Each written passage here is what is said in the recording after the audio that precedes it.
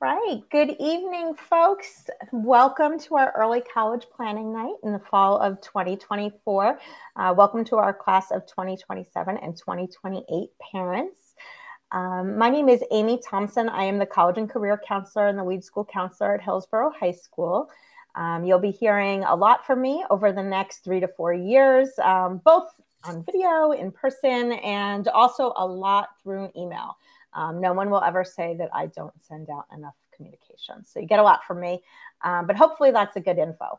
So I want to thank you for joining us tonight at our early college planning night. This evening is meant to really be an overview presentation for the parents of 9th and 10th graders. And I'm sure we probably have a couple of students kind of lingering in the background of the room, and that's okay too, though we do work with those students in school too. We're happy to see when they, have shown some initiative and, are coming and, watching this video as well. In tonight's presentation, first thing I want to do is just give you an overview for those newer to the high school of what we have in our school counseling office. So the structure of our office is we do have a director of school counseling who is K through 12. That's Mrs. Cindy Poval. Within the high school, we also have 10 amazing school counselors, and they are assigned to students based upon their grade level and their last name. With us this evening, I have two folks who are going to be helping me out. I have Mrs. Sarah Johnston.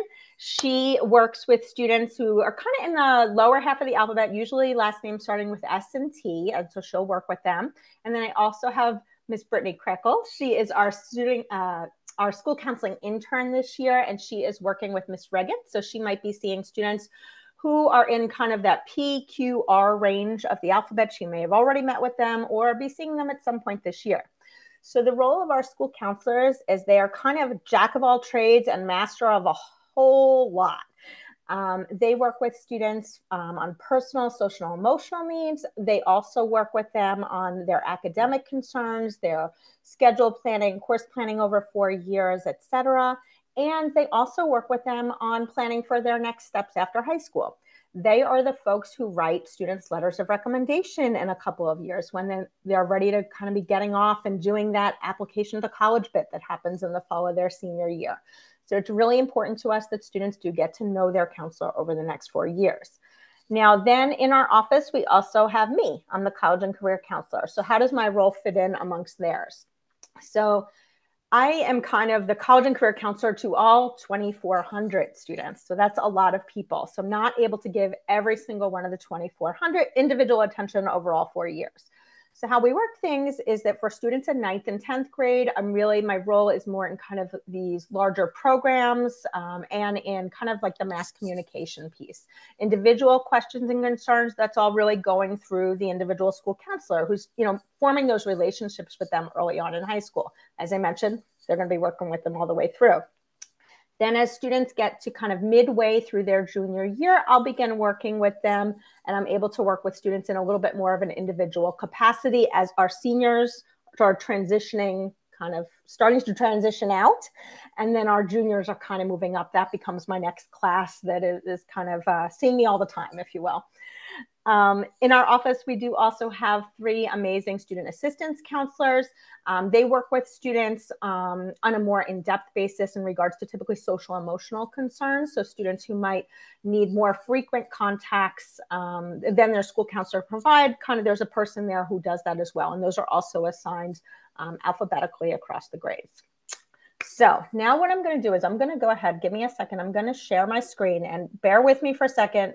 I know we shouldn't be new at this because COVID was like 4 years ago, but we do have new Chromebooks and I am still struggling a little bit. So I'm going to go ahead and get us going. I think I'm good.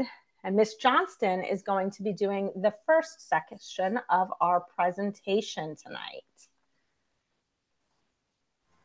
Okay, thank you. So we're going to start off by going through a few timelines. So we're going to go through some checklists for freshman year all the way to senior year. So I know a lot of you are our freshman parents, and we even have some freshmen on here. So this will be super helpful for you to know what we're working on this year. So first and foremost, we want them to settle into high school. So get acclimated in their new building, know where to find things, find their classes, understand, what their homework is like, all those good things. So that's kind of, we're like at the end of that point right now. I think a lot of them are feeling acclimated. So we're at that point, which is great. And at this point, we're just starting to really individually meet with our students, our freshmen, with their counselor. So they should have already received an email from their school counselor, or they will this week, to set up a meeting with them individually. So we love to get to know them on a personal level, see what they're involved in, see what we can help them get involved in, talk about grading, talk about attendance policy, anything that might be different from middle school. We go over transcripts, which I will show you in a bit, and a lot of other just nuances that might be different from middle school to high school. We go over credits and all of that good stuff, and we will talk about that today. Another thing we stress to them a lot is to read your emails every day. So that's a very good practice for a student, and it's very typical that they're looking at it at least once a day. That's how I communicate with all my students, and I know that all the school counselors do, as well as their teachers and clubs and all of those advisors. So definitely email is super important at this level. Developing strong study skills and time management. So a lot of these students are going to be busier than they ever have been with all their extracurriculars, and then their schoolwork piling up because the rigor, does definitely increase at this level. We want to make sure they have good study skills and habits, and that they are balancing their time well, whether that's, just maintaining a schedule or a planner, or, blocking out their time for studying after school. These are all things that we're there to help with as well, but it's something they should be developing right now. Most importantly, is probably to do as well as possible as they can in the courses that they are in right now. The courses they're in now will determine where they go next. So depending on how well they do this year, their teachers will give them recommendations for placement next year. And really, the best advice we could ever give is focus on your grades this year. It is 1/3, of your GPA that we will be applying to colleges with. So it's as important as sophomore and junior year when it comes to the weight of, the GPA is 1/3. And I know a lot of our students are super eager to do better and kind of climb up in levels, and that's amazing. But the only way to get there is teacher recommendation and meeting that grade requirement. So we will talk about that a little bit more as well. Exploring extracurricular interests. We do have the activity fair earlier in the year, but if students were not able to make it to that and they're still interested in getting involved, our website has a lot of great resources for you. So you could go to activities and you can see the academic clubs we have and all different clubs that we have at the school, as well as the sports. So right now we're in winter sports, but spring will come before you know it. So definitely take a look on the website if you are looking for something else. Charting out an academic plan for high school. So some students really have goals that they want to achieve by their junior, senior year. So sometimes that looks like making a 4-year plan with our students. And usually they'll reach out to their counselor and they'll say, I kind of want to chart this out together. Sometimes around the scheduling time, which is usually February, March, and we'll kind of make a plan for them that they can revise as we go. But it's good to set those goals and to think ahead. Brainstorm college ideas. So just the start of thinking, am I 4-year college bound? If so, what might that look like for me? What are my favorite subjects? What am I looking for after high school? I know it's early, but it's definitely good to think ahead and plan ahead for that. Exploring careers and majors. This is something we go pretty in depth with during their sophomore year. We have a planning group with sophomores where we look at career and like personality interests and that align with different majors. But definitely really good to start thinking about and using those electives to kind of explore your interests, and same with your activities and extracurriculars, seeing if we can find any of those enrichment opportunities that align with our interests academically. But even for passion projects and things like that, those are all things that we tend to brag about later if they are college bound, and we put that in their letters of recommendation. So these are all things, building blocks, that will help them in the end. And definitely start tracking anything that they're involved in freshman year through senior, because it really comes quick. So make sure you have some sort of doc, and Ms. Thompson will talk a little bit more about that later. Discussing college finances, we will get into this a little later too, but it's never too early to plan and feel like you're ready, because it's a huge commitment, and it's something that, sometimes will follow students after college. And then exploring summer opportunities. Miss Thompson has an amazing website that has a lot of enrichment opportunities on there. That's a lot of students start volunteering that way, finding volunteer opportunities or research opportunities. So something to think about, using your summer in that way. And along this presentation, we have some advice from other students who went through our school. What do you wish you knew or took seriously in 9th or 10th grade? We have a student that said, sit down at the end of every marking period and reflect on how you did in each class. What do you wish you knew a few years ago? And a student said, freshman year grades are more important than I thought, as it sets a baseline for your GPA. So definitely something good to think about. So sophomore year, our students are definitely more settled in to their routine. So it's time to, based on where we were placed in classes, we're revising that academic plan for the 4 years and kind of reevaluating where our goals are, refining our extracurricular activities and interests. So making sure that, once you're taking a good amount of classes and you're thinking, okay, now I know where my interests are, maybe we're continuing to follow that interest. Colleges want that longevity so that you're, in an extracurricular a little longer. So just keep refining and getting closer to what you're most interested in. Forming relationships with teachers is very important. You never know when you will need that kind of form submitted from them, either a letter of recommendation for a program, or, teachers are really, really helpful to help students get opportunities. October, most of our sophomores will take the PSAT. It is the once a year, and we host it. We usually host it in our school. So that's their practice SAT. It's the first time they're really exposed to that test. And it's something, most students don't prepare for, but there are different resources on College Board for that. Continue to discuss the idea of college and identify important characteristics that you're looking for. So we'll get more in depth with that junior year, but just thinking about what would be a good fit college for you, whether that's size or location and majors that you're looking at. Complete career interest survey and score with counseling groups. So the counselors will lead groups for sophomores, and we will go, through a career interest inventory, and that will match them with different majors, careers, and sometimes even colleges. It's pretty helpful, gives a lot of information for students. Start adding schools to your following list in SCORE. So SCORE is our college platform where all of our students will have their college lists. They will let us know when they submit their colleges. So that's how we kind of communicate with the students when they're applying. And we have a lot of resources in there for students as well. So that they'll start adding their schools to following list in SCORE. This is completely preliminary. They're not committing to anything. November to March, we're exploring summer opportunities and options. That's when these opportunities start to present themselves, and some of them will need an essay. So it's definitely good to start earlier researching. In March, we will have the college fair. So we encourage sophomores that they can start coming to that fair. Start visiting colleges. So once where, if you're staying local or if there's a college that pops up to you and you just have the opportunity, it's never too early to start visiting.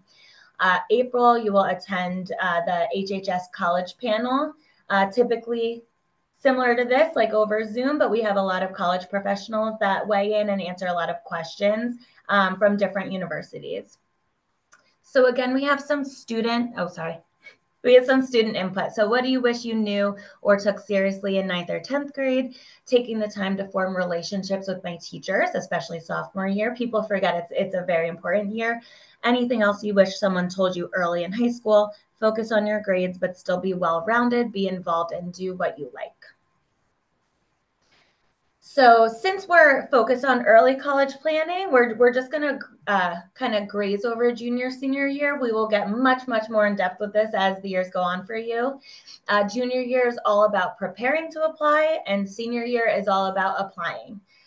So junior year, you're going to take those SATs. Typically, our students take it 1 to 3 times, more on like the 2 or 3 times if they are taking it. Researching careers, majors, and colleges. That's a really big part of junior year, is that like self-exploration and the college exploration. Visiting colleges, making a college list, and again, SCORE is a really good platform for that, but there's many other websites that we will introduce them to. Asking for letters of recommendation. So it's important to know that your students will be asking 2 of their junior year teachers for letters of recommendation for college. So that's a big part of that step in the application process. And then in their junior year, in their English class, they will write their college essay. It's part of the curriculum. So that's something that also coincides with all of their applications. Senior year, they will start applying and deciding where to attend. So they'll complete their applications, they'll submit their applications.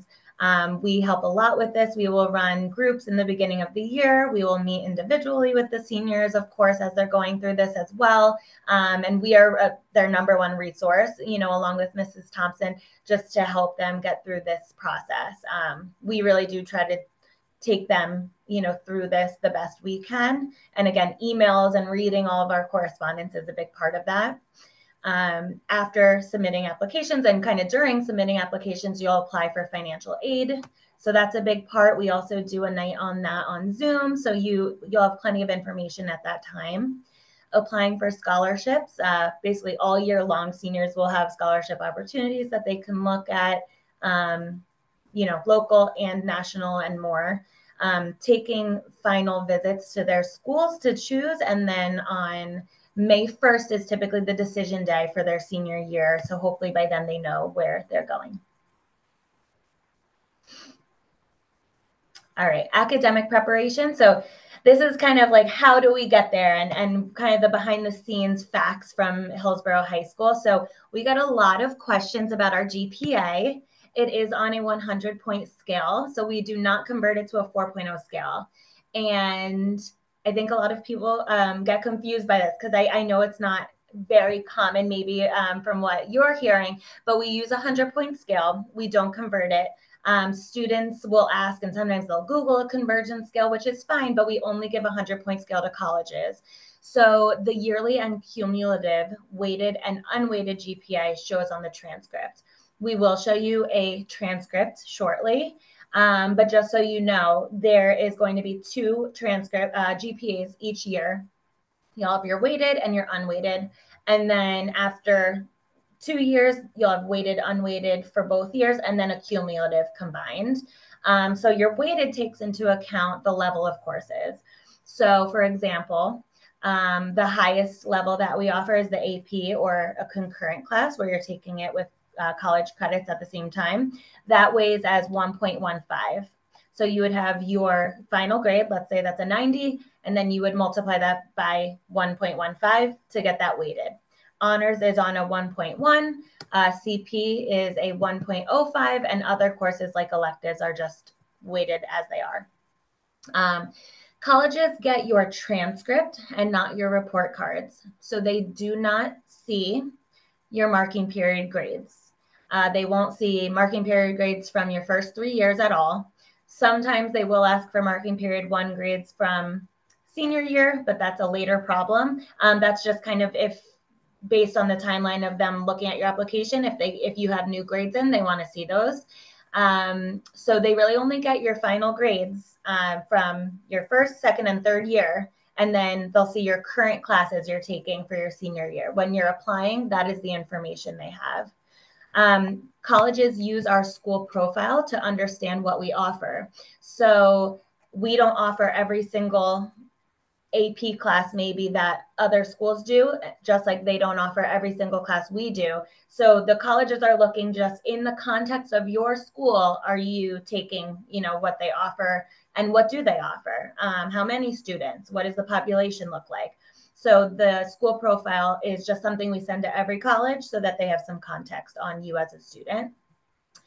Typical weighted GPA ranges at the end of junior year. The highest we'll see is around a 106, sometimes 107.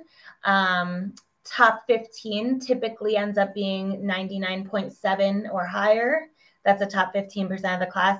Top 50% of the class has like the 94 or higher. So that tells you how many, 90s are in between the 50th percentile, the middle of that, to the 15th. So it's very, very close. Our class sizes are typically around 600 students. So this is an example of a transcript. So we're just showing you kind of all the things it hits on. So just staying in grade 9, after this full year for a 9th grader, you'll have this box filled out. So it has all of your classes, the level of the classes, CP, honors. It'll have your final grade. It'll have your credits for each class. And then at the bottom, it even goes into absences, tardies, credits, and then it'll have your weighted GPA and unweighted GPA. You can find this on your parent portal in Genesis. The kids, they'll have access to their unofficial transcripts on Genesis after the year's done. And this is what it looks like. So this actually is what it looks like during your senior year. So you have all freshman, sophomore, junior filled out, and then just the senior classes. So graduation requirements, this is one of the most important things we can stress. And as a counselor, I'm constantly checking to make sure my students are, under all of their requirements. But it's very good for students to be on top of as well. So everybody in New Jersey, we need the 4 years of English, 4 years of PE, 3 years of math. So that's Algebra 1, Geo, Algebra 2 at a minimum. And then higher. So 3 years of math, 4 recommended. If you are a 2 or 4 year college bound student, we kind of need you to take that 4th year. And it's something we discuss later on. There's a lot of different options, even if your student's not a big math student, but 3 are required, 4 recommended for college. 3 years of history and social studies. That includes world history, US 1 and US 2. We need 3 years of science, and that includes bio, has to be one of those. 1 year of world language, that is for the state requirement, but we tell students we need a minimum of 2 years if you're planning to attend a 4-year college. That's what they're looking for. And then we need those 5 credits in career electives, 5 credits in art electives, and then 2.5 credits of the financial literacy. These come in different forms, and we will share with you the program of studies. That's where you can find all the different career electives, art electives, all the different science classes. That is all in there. Students need 120 credits to graduate. Most of the time, they will have 30 to 35 credits a year. So a lot of times they end up with more credits than they need. And in addition to all of these requirements, students must pass the state assessment. So that's the NJGPA. We will talk a little bit more about that. And then also either file the FAFSA, which is financial aid, or opt out of filing. And we'll talk about that, but that doesn't happen until senior year. But that is also required by the state of New Jersey. All right, so a typical schedule in grade 9, 10, 11 looks pretty similar to each other. You'll have your English, whatever level that is. You'll have your PE. You'll have your math, your science, your history, because you're still getting all those requirements out of the way. You'll have your world language. And if you don't have world language, let's say junior year, you'll do some different academic electives. That might look like an AP history, that might look like, something else that you're interested in. And then usually the last period is electives as per your graduation requirements. So it's a 7-period day plus lunch. And it's very important to plan ahead. Many of these courses have prerequisites. So that's all outlined in the program of studies, is what you need to take before you take another class, or what grade you need to receive in order to go to the next class. That's really important as we move up. And then just a little tidbit from a student: what would you do differently if you had to redo? Study a little bit every day, connecting everything you learned. I learned that last year. So that's a good tip. Senior year, you have a lot more choices. And this is something that we can plan for ahead. So we'll have English, PE, any remaining graduation requirements, fourth year of math, which is, we recommend, but it's very typical that our students take a fourth year. And then 5, 6, and 7, a lot of times are electives, but an elective can even be statistics course because it's not a required math. So it's an elective math, right? So think of those in different ways. We like your electives and extra courses to correlate with your post-high school plans or intended major when it is possible. Balance is important because colleges can tell when you're overloading and you're not getting those grades that are showing, your highest success. Some examples of elective classes or added classes would be like a fourth year of science or history, academic electives, or any other classes, maybe that you're just interested in, or it's a class that you always wanted to take in your high school career. Anything you wish someone told you early in high school. Someone said that it would be hard regardless of how easy your classes are. It's okay to fail. So it's definitely a step up from middle school. I know a lot of our underclassmen are just still adjusting. So it is hard, but that's what we're here for. Things to consider. Colleges definitely want your highest level of rigor where you are met with success. So I know that climbing up, in the kind of honors category can be really important to some students. But I also know that colleges, if that's our goal, they'd much rather see us getting those higher grades in other classes than going up to a level maybe we're not ready for and getting those C's, because that's where our GPA is going to suffer. And that's, just something to really, really keep in mind. Highest level of rigor where we have success, right? We want to see most A's and B's. That means you're in the right placement. CP versus honors versus AP. So college prep versus honors, and then AP at the college level. Students will enter the advanced levels from teacher recommendation only. So the teachers are looking at their progress, their final grades, how they do on different common assessments or benchmarks sometimes, and they are the ones recommending for the class above. That's how we go up a level. So I always encourage my students, make sure you're talking to your teachers and you're always telling them what your goals are so they know where you want to be next year and they can help you achieve that. College credit opportunities in high school. So we do have AP classes. Those are our college level classes. Some students will take the AP test. If they do well, sometimes they could be eligible for college credit. We also offer concurrent and dual enrollment classes. So those are classes that we partner with either RV or TCNJ. And while you're taking the class in the high school with a high school teacher, you are also then paying and getting college level credits. So something we will talk to you more about when it is time. Some students are interested in early credits at RV. Would be more on your own during summer. Doubling up in math. We only allow it for geometry and algebra 2, and that would need to be by a teacher recommendation. And we do have a lot of students that want to double up in science in the same year, but please know you can only have a maximum of 2 lab periods on your schedule. So a lot of sciences cannot double up in this way because they have 2 labs in a week, and we cannot make that happen for 2 sciences.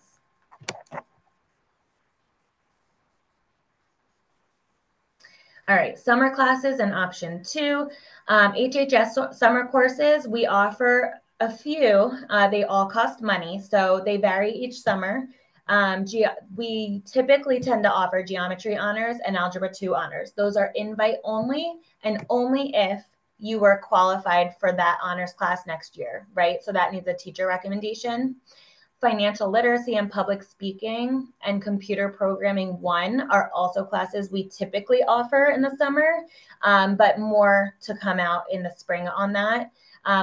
These are, since they're high school, Hillsborough High School classes, they will show up on your transcript and they will count in your GPA. The option 2 process is for any class taken outside of HHS. They are money. Definitely talk to your counselor for advice. Applications are due in early June, and you cannot enroll until you're approved. So these are classes that show on your transcript but do not count in GPA. The most popular would be financial literacy or a career or art class. We have students that try to take science and math. Math courses are not approved. World language is typically not approved unless it's your last year in that language, and there's a reason you need to take it outside of HHS. Science is rarely approved. So definitely talk to your counselor. It's typically not recommended because a lot of the time the rigor isn't the same and you need to pass our final. So these are all like circumstantial sometimes, but definitely talk to us if you're interested in option 2. All right, course selection process. So we're actually kind of coming up on this. Teachers will start recommending academic courses for the following year this January. Students discuss their course goals with teachers. Super important. Now is the time to start those conversations. January, February, students and parents will review the program of studies and make their requests into Genesis, like what they're looking to take for the next year. And these are electives only. You will put that in Genesis. February, students will meet with their counselors individually to adjust and finalize their requests. This is their last time they are putting in requests for the next school year. So it's definitely good to start thinking about it in January when we push everything out. These are just requests. It's not a final schedule. So we never can guarantee that we will get every class that we want or request when we put that in. We do our best, but sometimes we cannot fit everything into a schedule if something runs once a day, or if we have to prioritize for, seniors getting their graduation requirements. We can't always promise. But February is the last time students are going to be choosing their schedule for next year. In May, teachers have one opportunity to adjust recommendations. If a student goes much higher or lower than they were doing, they might readjust where they recommend them. And then in the summer, no changes are permitted to schedules, but they will be released sometime in the summer. Back to you, Ms. Thompson. All right, we're going to hop over and switch it to me. And just for those who haven't noticed, at the bottom of the screen, or maybe on the side of your screen, I'm not sure where it is, there is that Q&A. Ms. Krekel's been doing a fantastic job of answering questions in there. And I know Ms. Johnston's going to take a breath for a second, and then she is going to hop on and assist with the other one. So I'm going to keep going, though, and talk to you a little bit about extracurriculars. The biggest piece of college admissions is really the courses that students have taken, how they've done in those classes, et cetera. But schools also want to know, who they are admitting to their university. They want to make sure they have a nice, well-rounded student body that represents a variety of interests. But moreover, in addition to that, we're really hoping that through their high school experience, students are able to really explore their personal interests. So I really encourage students that instead of thinking, how will this look for college, spend their time a little bit more thinking about, what can I do in my time outside of the classroom that is important to me, that helps me develop my interests, that helps me develop as a person, and that I enjoy doing. Because if they're doing those things, at the end of the day, it's going to play out how it should in the college admission process, and they'll be much better people because of it. And so what we're really trying to do, in addition to, we're trying to get kids into college, sure, if that's what they want to do, but we also want them to be more developed people by the time they leave at 18 than they were when they walked in the door at 14. And so when we're talking about extracurricular interests, it's important to know that we're talking really about anything a student is doing outside of the classroom. And for some students, that's going to look like a lot of involvement in school. Some students are 3-sport athletes. Some students seem to be in long lists of clubs and student organizations. And then there are other students who are doing other things that are not part of Hillsborough High School, and that's okay too. Not every student is a huge joiner of things, and that's okay. So I encourage students to find a place somewhere in their life where they can do things outside of the classroom and further develop. So I've got some great students this year who are seniors who may have never joined a club, throughout their 4 years of high school for a variety of reasons. Perhaps they are, take on a big role at home in terms of family obligations, etc. I've got some who are doing a great job of working. They've been working since they're old enough to work. I've got some kids who are having management jobs at, food service positions and other positions in town. And those are great, fantastic students who are sought after by colleges because they've really shown a huge amount of responsibility by doing things like that throughout their high school. So as you can see, I've got kind of a lot of suggestions here for kinds of things students can do. And so one thing I'm going to do is I'm going to stop my sharing from one place, and I'm going to hop over to another place for just a second. And I'm going to share with you my website. So this is my college and career counseling website. It's always linked in my signature file when I send out emails, etc. And in this, on this website, you're going to see that on the left side, I've got some different places where students can look for different opportunities. So I've got a whole link here with local volunteer opportunities where a student could find maybe something that speaks to them that reflects what their interests are, because different students might like to do different things. One question I often get is, how much volunteer experience do I have to have? What does Hillsborough require? Well, we don't require anything. And when we start talking about colleges, there is no master checklist that a student must have a sport, must have volunteer hours, etc. Different students are going to have different types of outside interests and experiences, and they are all valuable in their own way. We often find that, what a student's interests are often direct to the type of institution that they would be happy at. So if they are a student who is very interested in doing a lot of community service, they often find that they are a good fit at a school where that's a focus, like perhaps a Jesuit university, where that's a huge piece of what they're looking for out of students.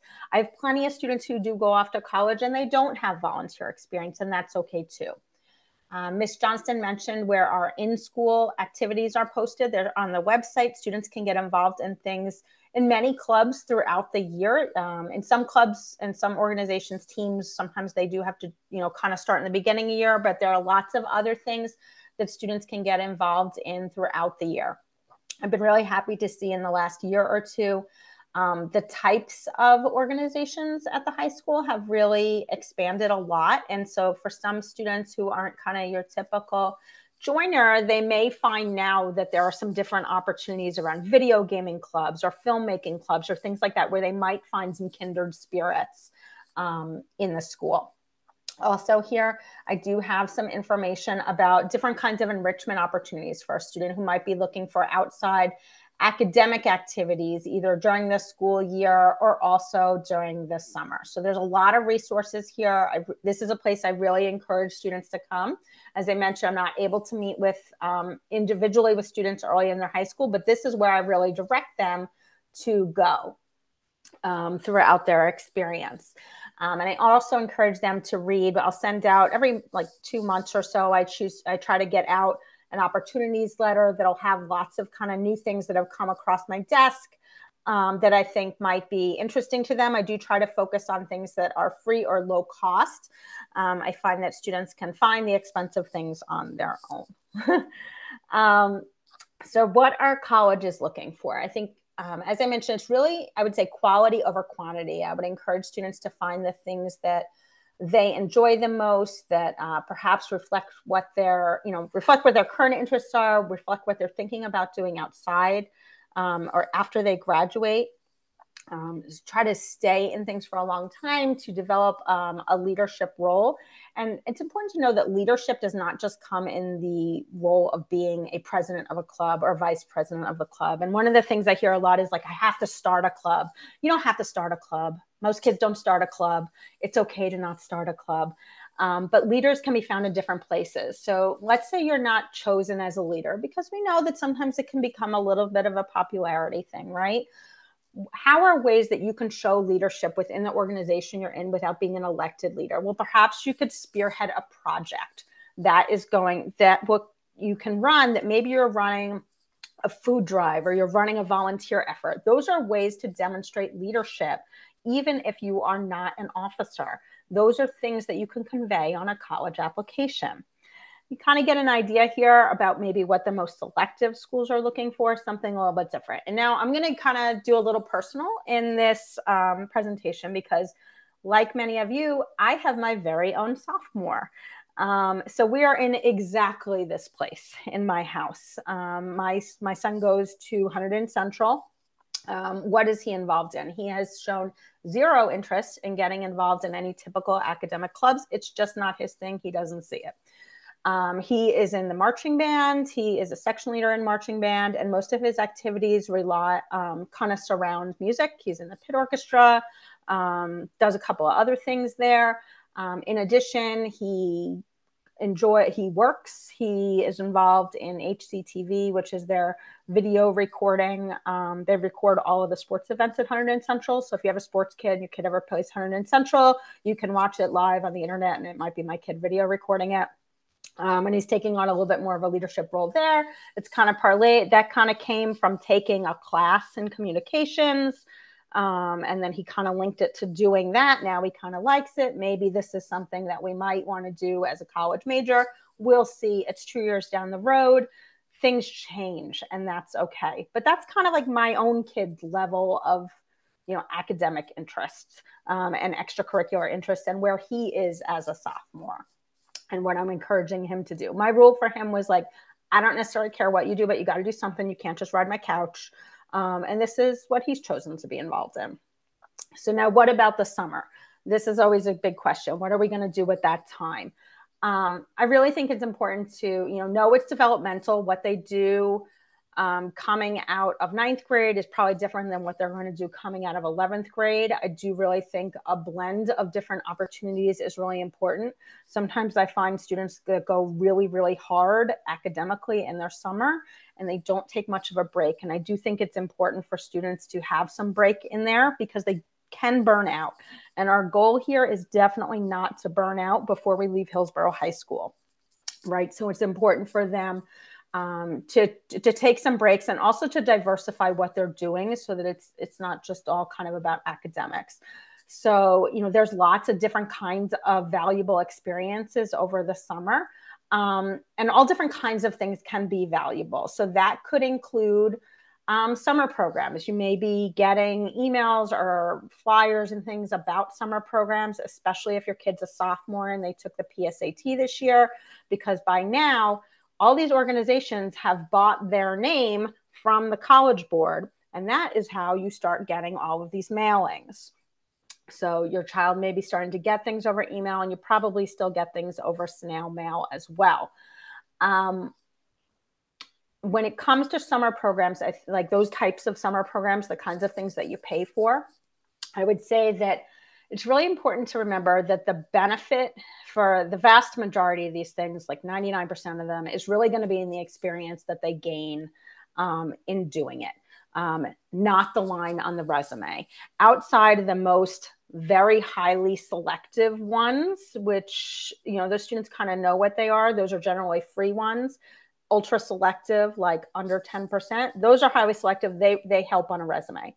For the other ones, your value really needs to be in like, hey, my kid had a good, I'm looking to get an experience with my kid is going to live away from home, have to navigate things themselves, maybe explore an area of academic interest for them. So how could that be important? Like my kid said, I think I might want to do like some sports videography stuff. So maybe next summer we're looking at a program where he might get to try to do some of those things on a college campus, because there's not much more he can take of that at his own high school. Another example, I have students, once upon a time, he liked architecture. He doesn't anymore, but that's a great one because there's no architecture course at Hillsborough High School. So that can be a good thing for a student to explore over the summer, because they might figure out, I like it, or it is not at all what I thought. It is not at all what I thought. Even if you're paying $2,000 for a summer experience, it's way better to figure that out then than in year one of college when they've picked a school based on an architecture program. So if they can use their summer program to kind of, try some things out, that can be good. Sometimes things also spark an interest in a particular topic. It shapes what they want to do in the future, what they want to join when they come back to Hillsborough High School. Those are all valuable experiences.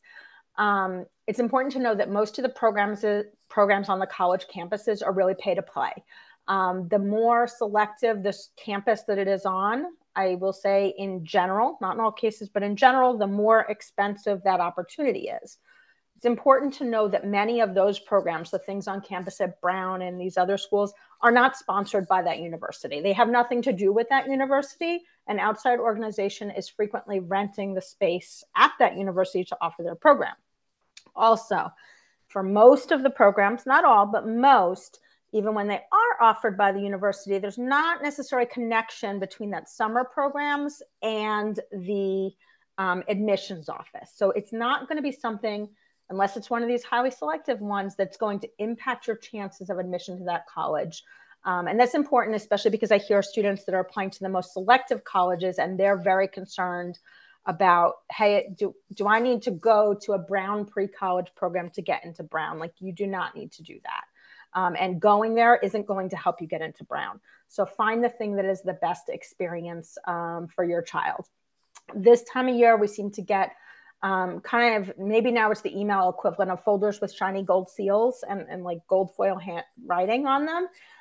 Things like the National Student Leadership Experience. There's something with medical in the name.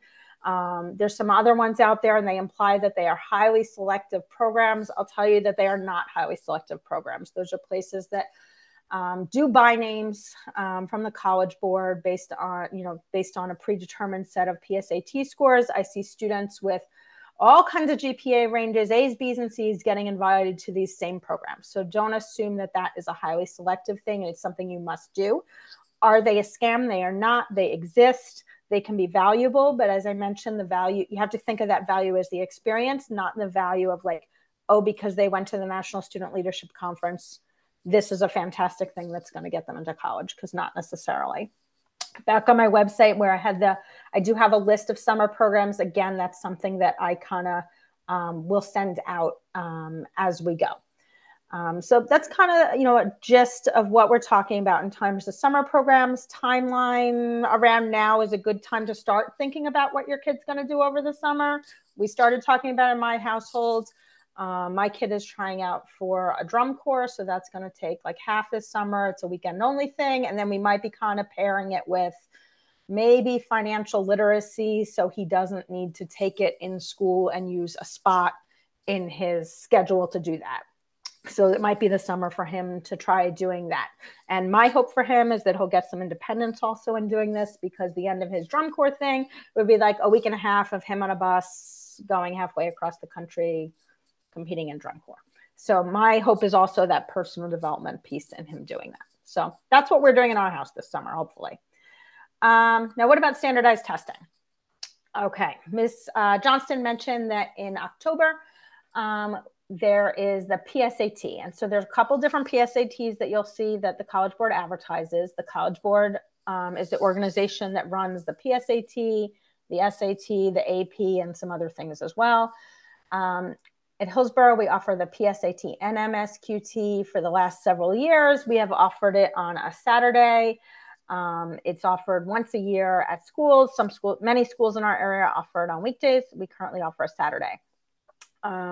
It tends to be about we tend to test about 600 kids when it's on a weekend. About 2/3 of them are 10th graders, and a third of them are 11th graders.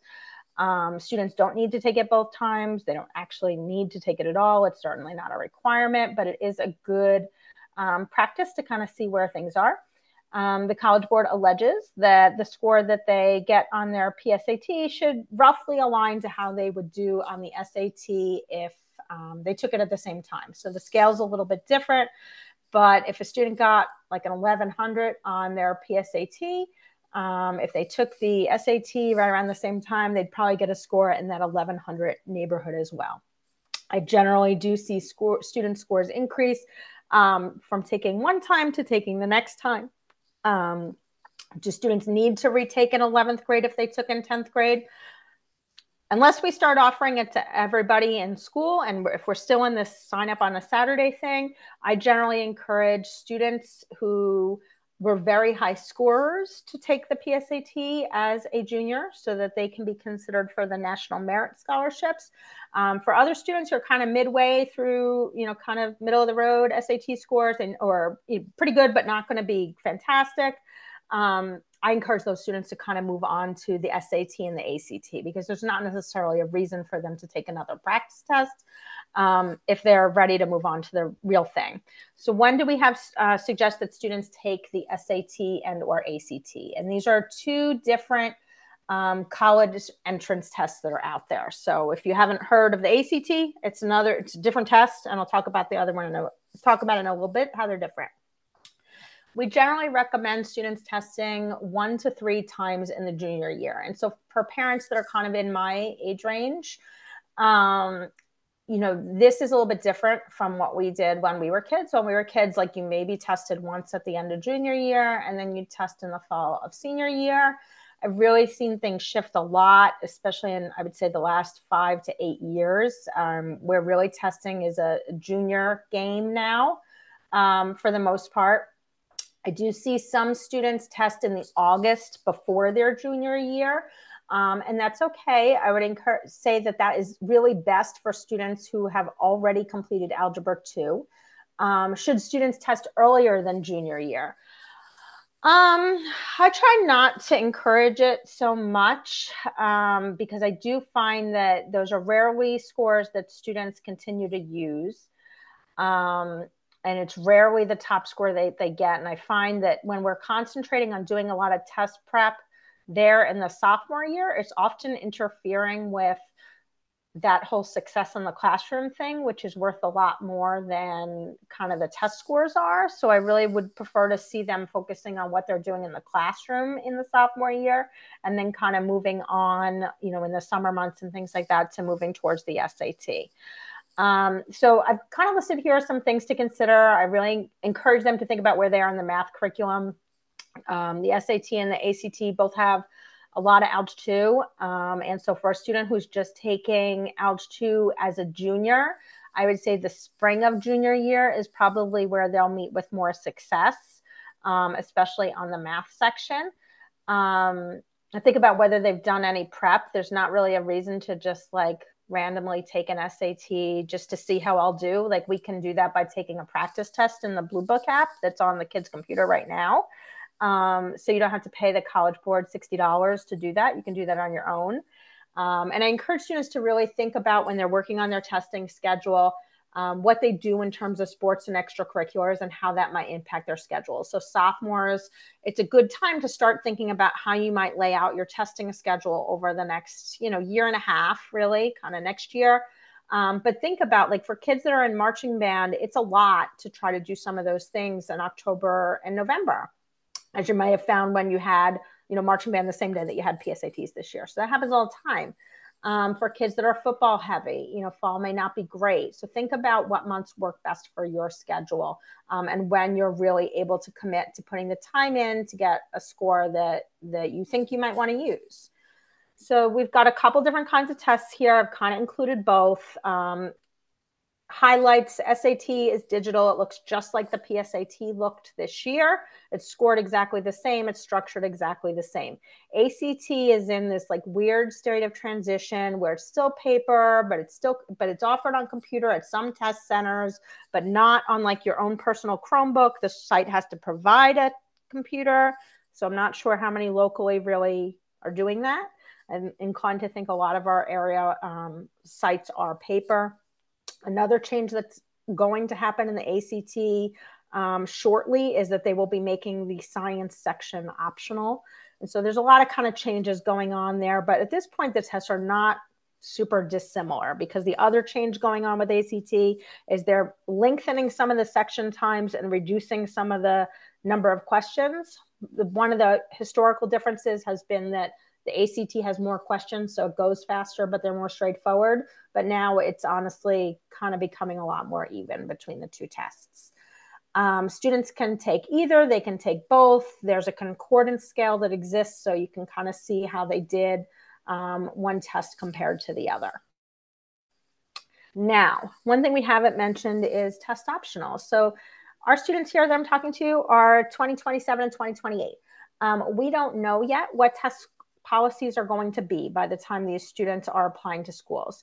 What I would encourage them to do at this point is I'm going to say encourage students to test. Hopefully we still live in a world where for most schools, students can choose if they want to submit their test scores. That's called the test optional policy. My gut is that for the vast majority of schools, that's probably still where we're going to be in 2027 and 2028. A lot of schools are really showing no interest in going back to a land of tests required where every student needs to submit SATs and ACTs. These test optional schools, students can choose by school, I want to submit test scores or I don't want to submit test scores. Typically right now, what we're seeing is that most students are, so I have some students who are applying test optional everywhere.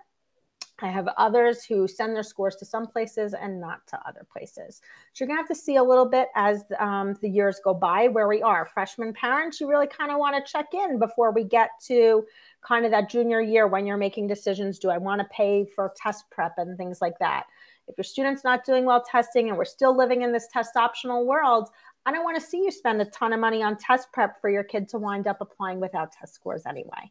So you kind of want to check in as we get later on through schools, through high school rather, and see what the policies are at that point in time. Just did want to give a quick mention to AP exams because they exist. These are content-based exams that are aligned to a corresponding class. So students that take AP biology can take an AP biology test. The tests are given at the end of May, at the end of the year, the student's taking it. I have seen an increase in numbers in students trying to self-study course exams. I would just caution that it is generally not a huge benefit in the admission process. I think that students are often surprised to find out that it's not helping them at all in the admission process. Colleges would really prefer to see students take the course and the course in the school and the exam where it's possible for them to do that. So there are lots of schools out there who don't even consider AP exam scores in the process. So if you were thinking, oh, my kid needs to take all of these extra things, like, no, they really don't. They would be, again, best served working really hard in the courses that they are in, whatever those courses might be. So now let's talk about starting to search it a little bit. I think the thing that's really important is to meet your kid kind of where they're at in the college search process. And some students in 9th and 10th grade are thinking about college and where they want to be. And some are not, and that's okay too. And what I do find is that when we try to force things too early, the more they will dig their heels in. So I encourage them to kind of take it at their pace and not rush things too much. We also need to kind of experience that piece of being in high school. The first thing I really encourage them to do that isn't quite so scary is really just don't look at college names at all. Spend some time really thinking about who they are and what would be things that are valuable for them in the college admission process, in a college selection process rather. Where would they be successful? Are they a student that can be successful in a room with 300 people? Are they, even in our high school environment, will they go for extra help for their teacher? Will they speak up in a class? Things like that are important in helping them figure out where they're likely to be successful at the next place. And I've kind of just linked a couple of worksheets here that students can do. Just, they don't have to print them out. You don't have to check things off, but at least kind of gets them thinking a little bit about things that they might not be thinking about. And sometimes I find kids get way too caught up in the name of the school and in where their friends are applying and all those kinds of things. And they don't really think enough about where they will be successful in that next place in their life. So I really encourage them to do that work first. And then we can start moving on to what do I want to do with myself, right? And so we talked earlier about how in the sophomore year, we'll do a career interest assessment with students. And there's a second one that's in our score system where students can do that on their own. There are some great major and career quiz sites out there. Another great resource can be the College Board website, right on the College Board site. And if your kid took the PSATs, they got that big future app, it's in there too. They can link through to majors and careers that will be interesting to them. And they can kind of explore, like, how do I get into this particular major? What can I do with this major? If they took the PSAT, one of the things that comes back are possible kind of like matches in terms of careers. So they can kind of click through from there just to kind of start exploring. Another good thing is to think about kind of like working from the end backwards. So like, I see this cool person doing this cool job out there. How did they get there? And then kind of working backwards to think about, what might I study in college if that's my path, in order to get to this end game. Meeting students where they're at, YouTube and TikTok. There's some great stuff on YouTube and TikTok about how to get into different careers, all different kinds of things. So a lot of times I'll hear students be like, I want to be an engineer. And I'm like, what kind? They're like, I don't know anything about it. I'm like, yeah, but you want to be an engineer, right? And so a great source is to go on to things like YouTube and TikTok and, find the folks out there that are talking about the different types of things they do in their job. So I've got some things on my school kind of YouTube channel. I've got some things about careers there, including some great ones about like, hey, here's 13 different types of engineering and some quick differences between them. But things like that can be really great for students to watch. And I do encourage them to try to check out those interests to the degree that they can throughout their high school experiences by shadowing someone, volunteering, things like that, just to kind of see what things look like. It's important to remember that in most cases, there's not a one-to-one relationship between majors and careers. And they'll find that if they start looking at kind of that end game, and they'll see that people got to that place in lots of different ways in most cases. There's also not a one-to-one correlation between grad and undergrad study. A lot of times I hear students say, I want to be pre-med. Well, first of all, pre-med is not a major.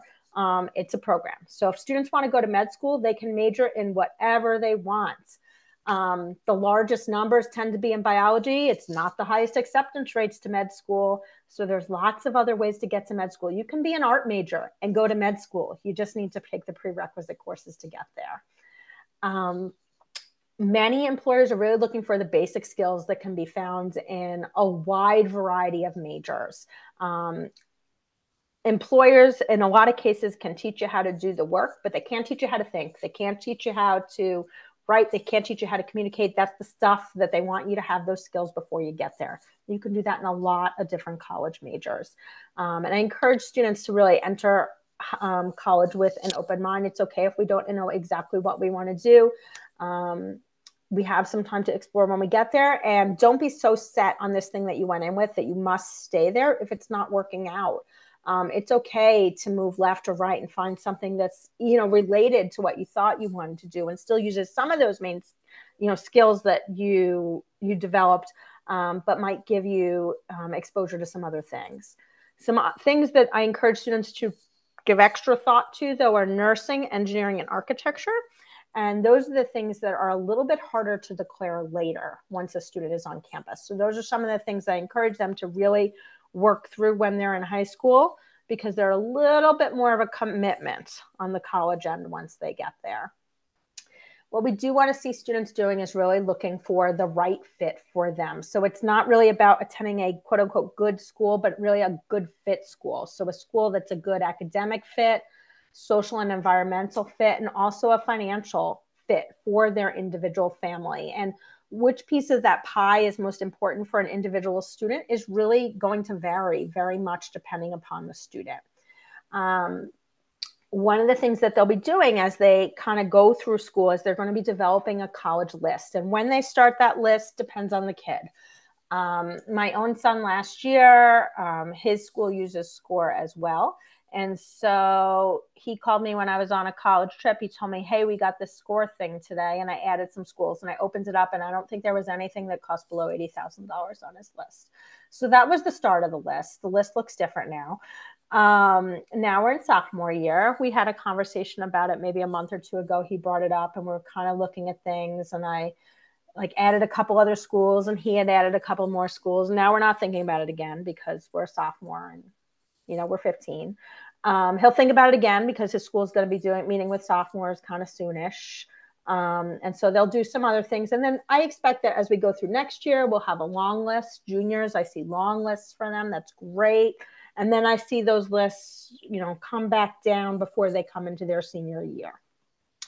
Ultimately, all students, we'd like to see them apply to a mix of difficulty and types of schools. And so there's reach schools that are harder for them to get into, match schools where they might get in, they look more like an admitted student, and probable schools, which we're pretty sure that they're going to get into.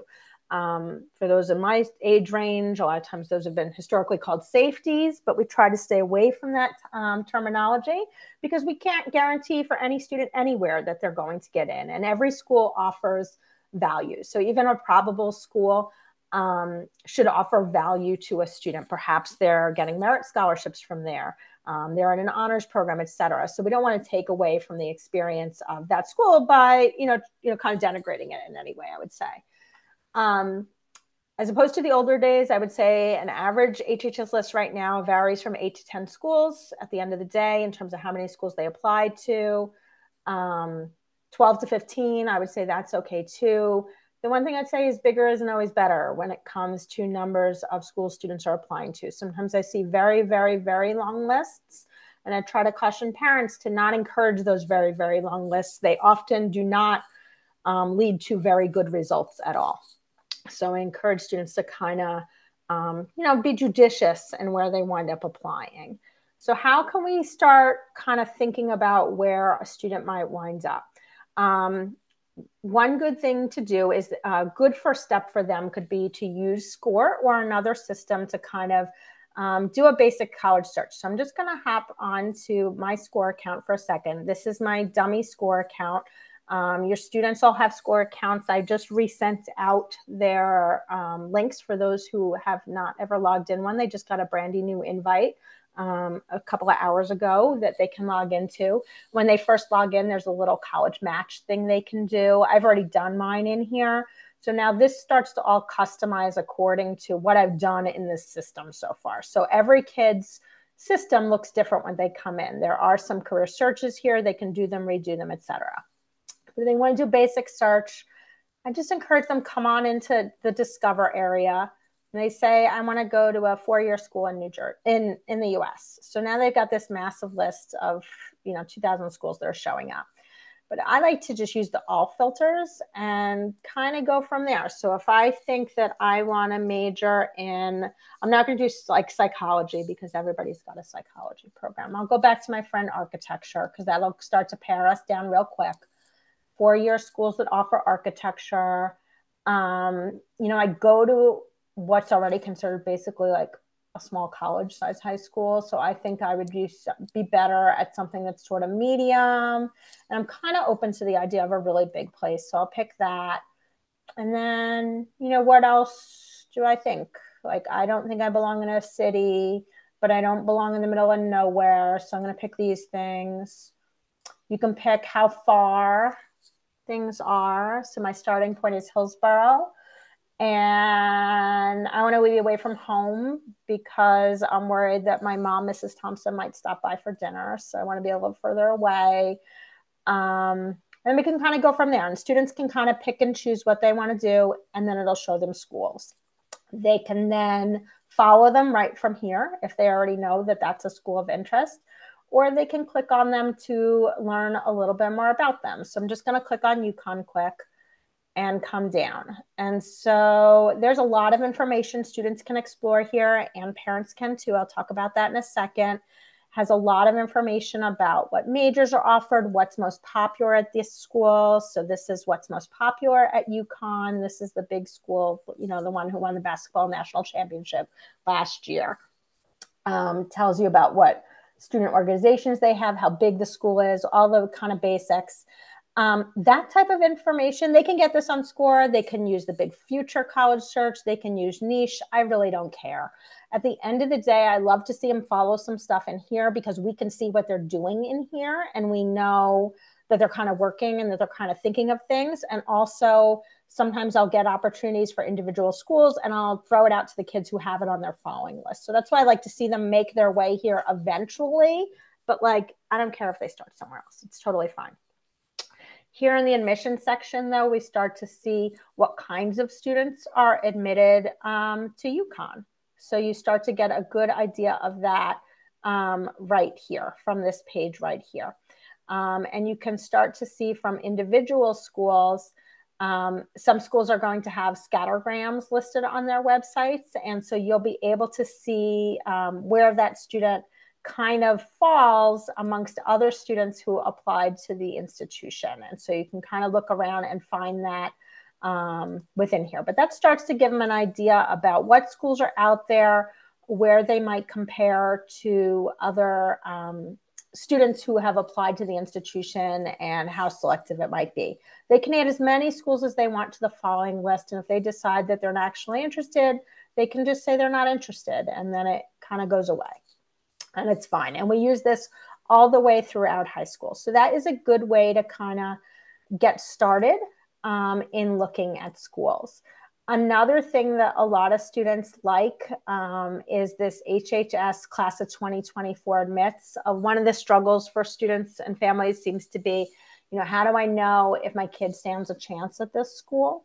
And so each year I kind of compile data for our students by like a GPA range. So like if your GPA is between like 94 and 98, these are places where last year's class was admitted. This is where they were denied. This is where they were waitlisted. This is where they're going. That kind of helps you start to get an idea about like what's realistic for your kid. I'm a big fan of the lists and rankings section on College Express because I really like some of the lists they have there. You can look up like schools that have great bioengineering programs, schools that have great landscape architecture programs. I use those all the time. But I also like that they have some personality ones. So it'll be like schools for, the crunchy granola kid, schools that are collaborative, things like that. So I personally really like that site, and I use that one. But there's lots of different tools out there that students can use as they want. I do like to take a minute just to kind of give you an idea so that students can kind of goal set a little bit. But these are some of the popular schools for students to apply to. So this is the class of not 2004. I'll have to fix that. Sorry, I've had a cold for the last week, so I'm a little bit of a mess. But this is 2024's class. And some of the places they applied. So we had 292 students apply to Rutgers, New Brunswick last year. We're up over 300 this year. This kind of gives you an idea of sort of the average stats for students from Hillsborough that were admitted to each of these kinds of schools. Just to kind of bring back your memory a little bit, we were talking about the highest weighted GPA in our class is typically in that 106, 107 neighborhood. Top 15% is usually kind of in that 99, 100 neighborhood. Middle of the class is usually rolling right around a 94 or a 95. So these kinds of ones here are towards the middle. And then we've kind of, got students at a wide variety. What is important to know is that there's 2,000 schools out there. There are schools out there, of all different types, for everybody that's looking for a place. And so it's important to remember that schools accept a wide variety of students, especially, as we're getting into a lot of these places. It's important to, and you might look at this and be like, Mom, my kid's got an 88, an 89. Does this mean that they can't go to four-year schools? Not at all. What I would tell that students, one, first of all, it's very early in their high school experience. So we got a lot of time to build upon our academic profile. But two, we got a lot of 88 and 89 students that are seniors this year. You know where they're going next year? A lot of them, the ones that are choosing to, are going to college. Most of them are going to four-year college. So all of these schools here that have like Seton Hall, we've got an average high school GPA of 93. Well, you know what? They take kids who have a 99, right? And so that's 6 points higher. And you know what that means? That they also take kids who have an 87. And when we look at it, we see our high school acceptance percentage. Most of our students who are applying are getting in these schools. Does that mean every single student is getting in? No, it doesn't. But it means that students who are kind of in those mid 80s, upper 80s, they have chances at lots of these schools, and they're successful at a lot of these schools here. So every student is going to find the place that is really right for them. We do encourage them to work with their counselor, work with me, use our resources, and make sure that we're focusing on the right kinds of schools where we'll be a fit, but we'll help them find what that fit is for them. All right. So it is not too early. I try to keep the freshmen from visiting unless the kid's really into it. Sophomore year, again, really follow your kid's lead on when they're ready to start visiting schools. Visiting can take lots of different forms. You can do things online. There's this show on like Amazon Prime called The College Tour that does like hour-long features of some schools. Great. You could schedule campus tours, go to an open house. An open house has lots of students there. So usually probably a couple, the bigger the school, the bigger the open house. Could be thousands there. Campus tours are going to be, much more moderate sized tour groups with a student-led tour guide. They may or may not include an information session. I would encourage you that if you're going to things further from home, you want to kind of, get the most bang from your buck. You can also walk around on your own. A good way to start can be, especially with a student who is a little more reticent, can be like, hey, we're going on vacation. We're going down to Myrtle Beach. Why don't we just stop by Coastal Carolina and walk around while we're there? That's much less threatening to a student. And it lets them start to see some different places. It may not be some place that they ultimately apply, but they start to get an idea about like, hey, what does a medium-sized school near the beach look like? And is this something that I want to do? And allows them to kind of start seeing those things, and definitely try to incorporate your student in the planning of different places that they might want to go and visit. And it really is a good way for students to see what is out there. Places often don't look like they think when they get on campus. So it's important for them to kind of check some things out. Some schools do track visits and demonstrated interest, and they really do want to see students visiting. I feel like a little less than probably a couple of years ago. Some schools have kind of moved away from that a little bit, but I do really think a visit is a valuable experience for students. Do you want to take a little bit of time just to talk about financial aid as we wrap up, and kind of the cost of college? And my own husband about cried when I showed him some of these things and giving him an idea about, how much college is costing these days. So what you're seeing in front of you is really the sticker price of some places, so you can see what the variety is. In most cases here, it's including tuition and fees and room and board. Those are the direct costs that you pay to the school. There's also a concept called cost of attendance, and that is this number plus some miscellaneous expenses. Usually I would say it ranges from like $5,000 to $7,000. It's important when you're looking at schools to look at, kind of what those numbers are. So this gives you an idea about like what sticker prices are. Now, is everybody paying sticker price? No. Are some people paying sticker price? Yes, even at the high end. So it's important to kind of know, where your family will wind up falling as you plan ahead and look at these things. Are these numbers going to be higher or lower by the time you get there? My gut is thinking that they will probably continue to go higher, because as I was updating this from last year, I realized that every single one of them was a little bit higher than last year, some more than others. Now, how can we pay for school? There's two big concepts out there: merit-based aid, which is often referred to as scholarships, but there's some other types as well. What's that based upon? For the most part, when we talk about scholarships, a big important thing is how did the student do academically in high school? Some scholarships also look at standardized test scores. Some look at other factors like leadership, activities, things like that. When we talk about where can students get scholarships, the most generous scholarships come from the colleges themselves. So I really encourage students to work throughout high school to plan a good list. If scholarships are important to them, a good list where they are likely to get merit scholarships. And that is places where there are strong applicants. So not a place that's a reach school, but a place that they're a probable school, or a place that's closer to that probable line, or places that they are going to see the most merit scholarship money from. That it is most generous and attainable at private universities, and that's because they have their own money to give. Now, also, though, the sticker price is higher. We saw that here, right?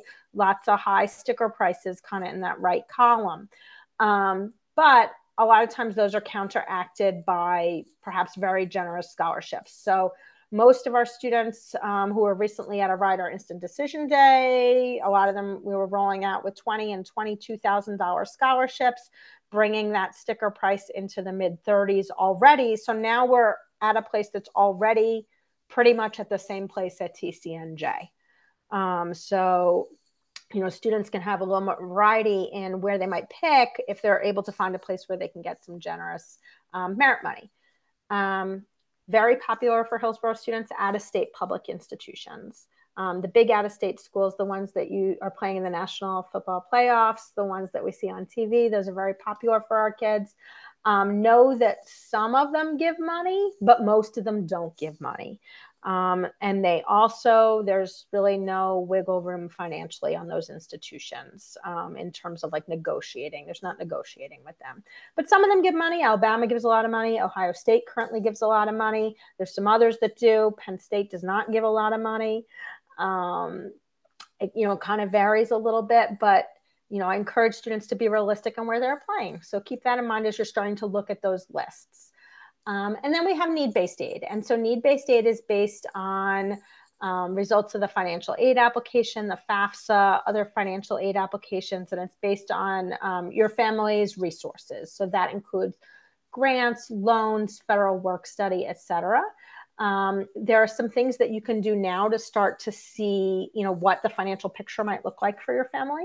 So there is a federal student aid estimator. It's linked here, and I'm going to send this out after, so you'll get all of this, by email. But you can see what the federal government thinks you can contribute. So that kind of approximates the results of the FAFSA that you'll do as a senior, assuming that document still exists at that point. It gives you an idea about, are we talking about loans? Are we talking about grants? What are we talking about? You can do net price calculators on school websites. I did one. That probably will shape my son's list. And that can give you an idea about what your family will pay at that school. So a good start could be to look at like an in-state public, an out-of-state public, a private, kind of do 3 different ones and compare them. Like, what are we talking about here? Are we seeing need-based money, or do we really need to be looking at merit-based money because we're not getting need-based money? And then really plan to apply to schools that match financial needs. And I encourage our students and our families with incomes under $100,000 as their family income, make sure on that list you're including New Jersey State schools so that you can utilize New Jersey State financial aid resources as well. And for those that want to know more about kind of the financial aid thing, we did recently have a financial aid night.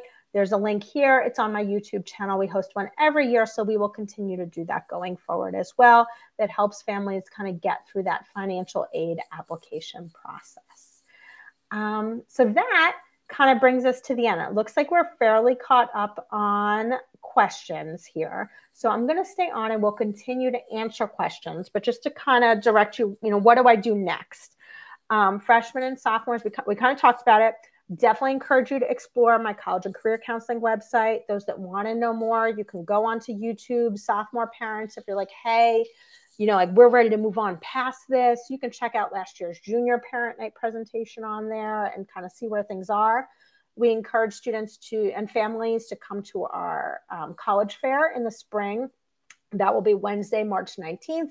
Don't worry, you'll get info and kind of engage also social media. I post a lot on social media about different opportunities and things like that I can't always email out just because it's too much to email every little thing to everybody in our school. We go to a really big place. So social media is a place I do that, primarily on Instagram for the kids, Facebook for the adults. The handle on both of them is HHS College. So that is a good way to kind of keep in touch and, stay active in terms of communication that you get from me.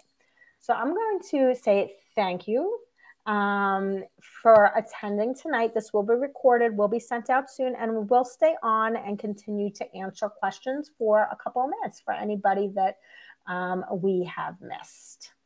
And have a wonderful night.